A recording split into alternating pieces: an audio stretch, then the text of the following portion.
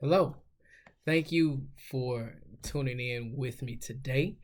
My name is Bradley. This is Planted, where the concept here is that hopefully a seed is planted that it may function as fertilizer to what has already been building inside of you, that you may be able to do what Jesus requests and commands for us to do, which is produce fruit.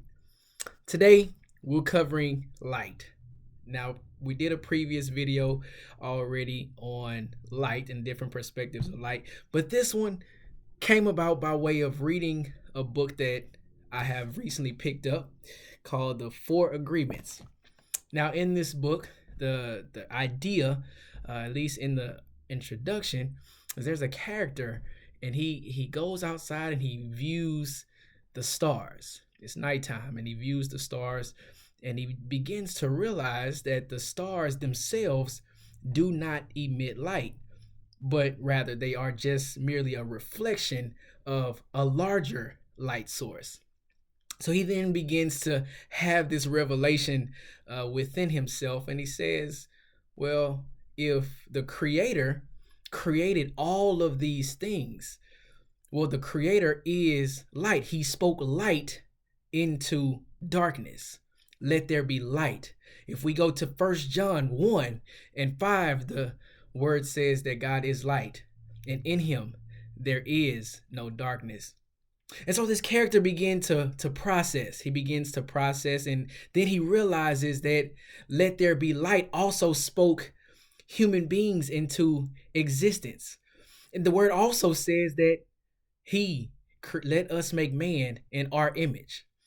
And so we are the images of that which created us, which is God, and he is light.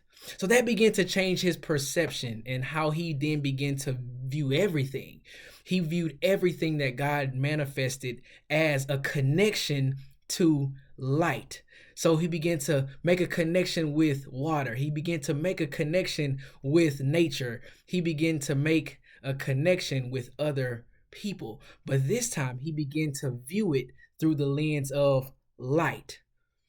So when he goes back to his friends, he begins to tell them all of the revelations that he had received. And they see that something is different. They see that he's not being as judgmental. They see that he's up and he's upbeat.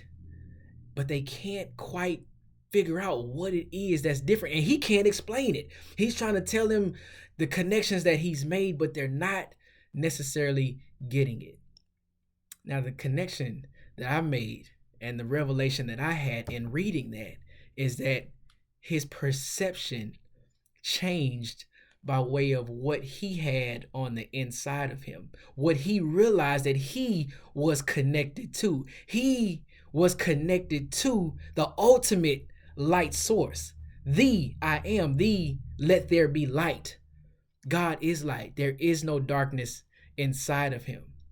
And so that then started me to do a deep dive within me. Now, I have been through dark seasons, and I have taken on the characteristics of the environment instead of the other way around. What do you mean, Brad? Well, what I mean is that God spoke light into darkness. Therefore, there are times where he's going to send us, his creations, his sons and daughters, into dark situations.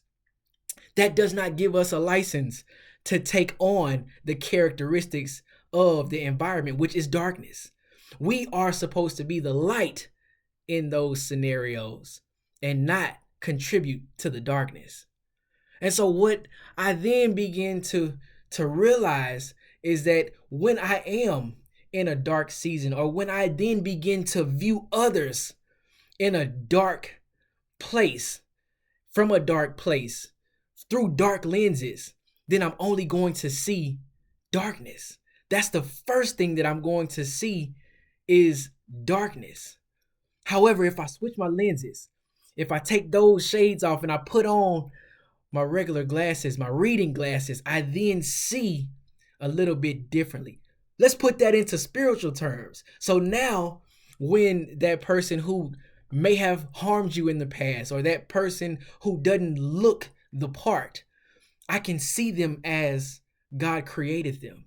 I can see light first.